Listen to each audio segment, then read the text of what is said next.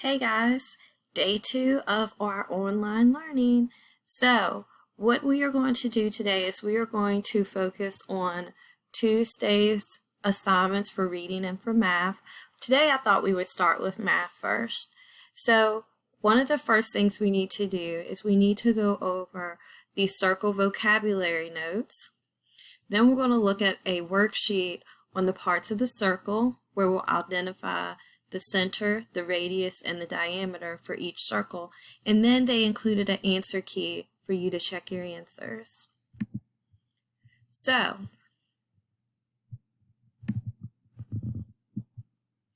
let's look at the first slide.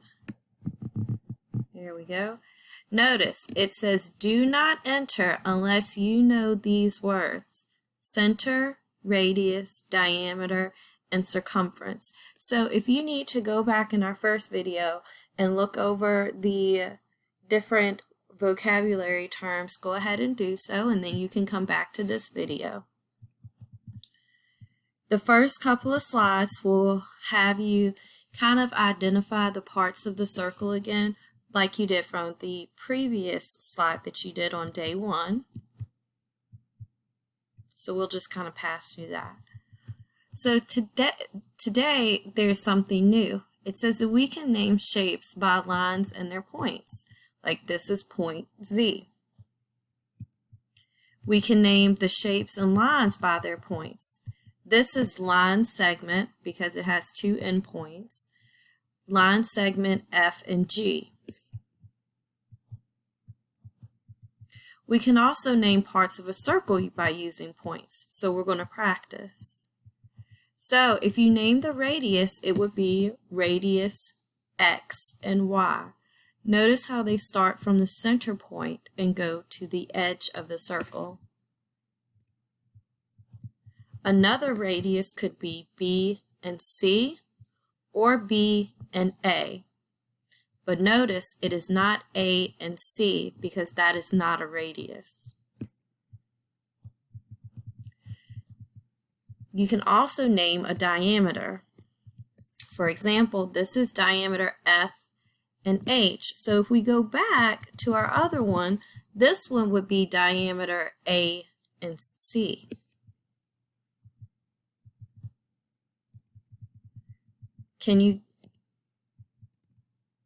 Okay, now you can see that this one is diameter U and M. And then what do you think this one is? It's diameter G and R. So that is the slides for day 2. You can feel free to go over them, and you should have a copy of them for you to study over in your learning packets. So now let's look at our worksheet. It says identify the parts of the circle. So they want you to pick the center, the radius, and the diameter. So the center point is what? R. So right here we would put R. Then the radius would be either R and P, R, Q, or RS. And finally, the diameter is PQ. Okay, so you can go through these, and when you scroll down, you'll see that you have the answer choices. So notice, let's focus on this one. The center is C, the radius is CA, CB, and CD. And then your diameter is all the way across your circle, so it's A and B. Okay, let's look at number 3. We're only going to go through a couple more of these, and then I'll let you kind of guide yourself on their own because you also have the answer key. All right, so number 3, your center is L, your radius is LJ and LK. and then your diameter is JK. So you have about 6 more that you can do practice with.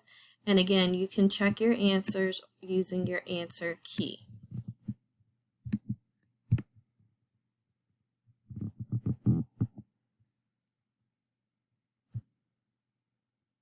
Now these are all the assignments that you need to do for Tuesday. So let's look at Wednesday to prepare ourselves for day 3. Day 3, you'll be going over your vocabulary notes again and completing the finding missing parts of the circle practice questions. And there they'll have an answer key for you to check your answers as well.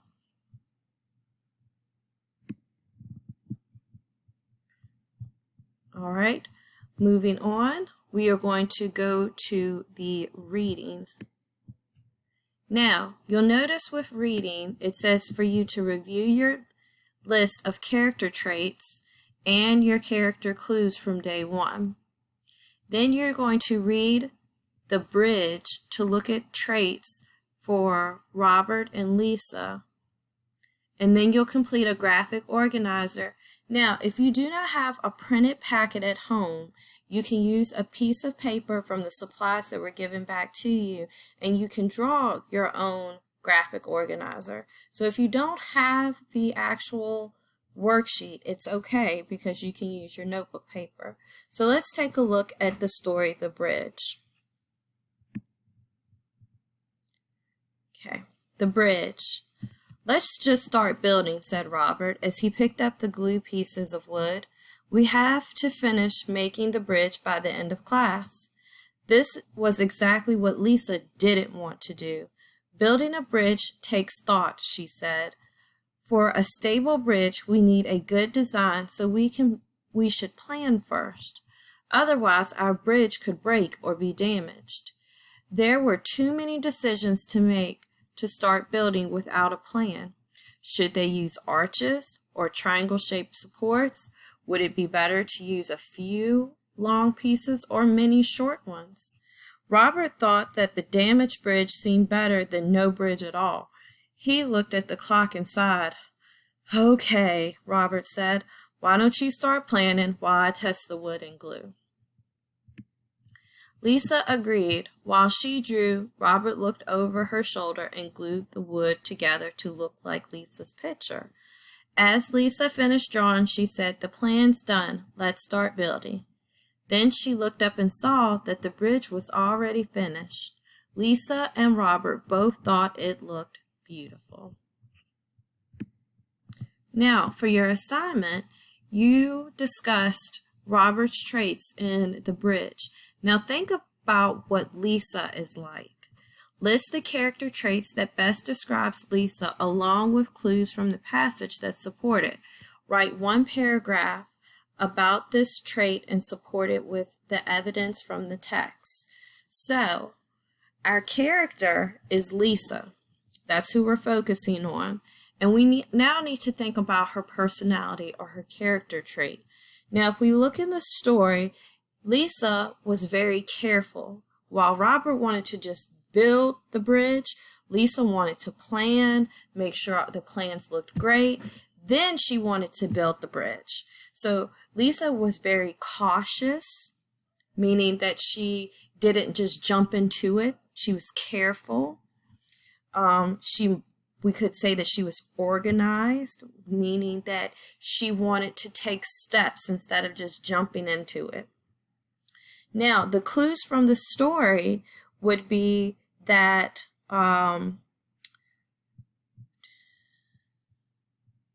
this is exactly what Lisa didn't want to do. Building a bridge takes thought.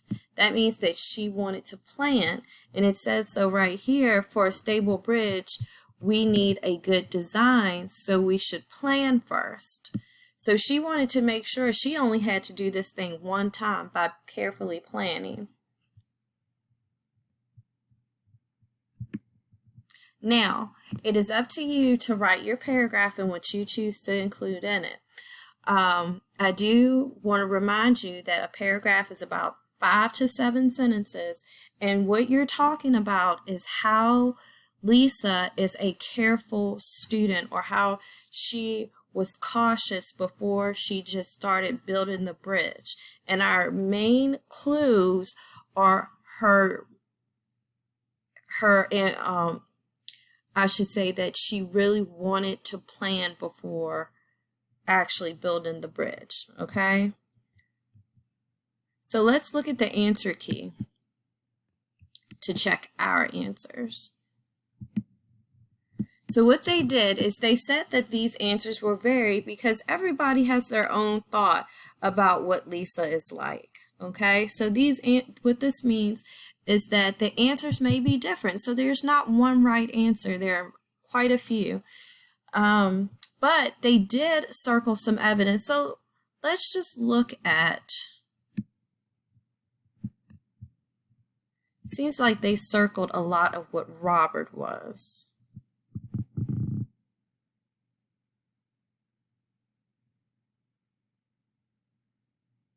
Yeah, on this answer key, it seems like they're talking a lot about Robert, because he kind of just jumped in and started building the bridge while Lisa was drawing the plan for it, which isn't necessarily what Lisa wanted to do, but it seemed like it worked out in the end. So we're going to scratch that idea of using the answer key, because it kind of just talks about Robert, which is really good for you to look at, though. If you wanted to discuss Robert's traits, you could see that he picked up the wood and glue pieces. He didn't brainstorm. He's worried about finishing before the end of class.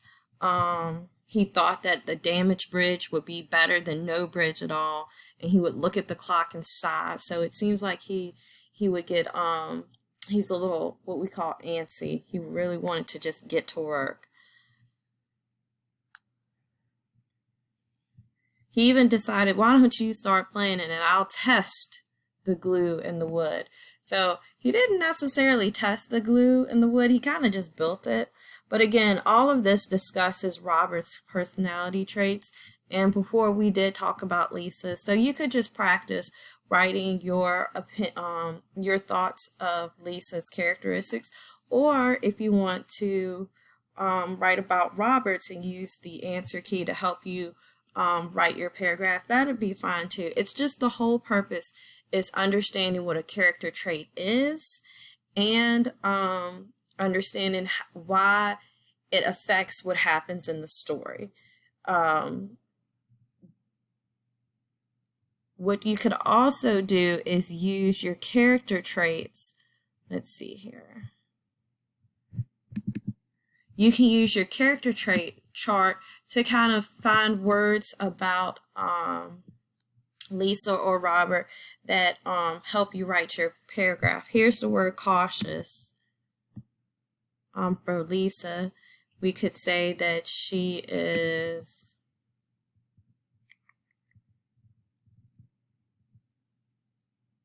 determined, because she was going to write that plan. She wasn't going to start building the bridge.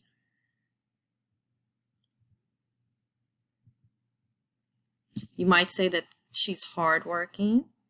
You might say that Robert is impatient. I really wouldn't say that Robert was lazy, because he wanted to get the work done. So be careful not to pick lazy. So you can use this to help you, okay?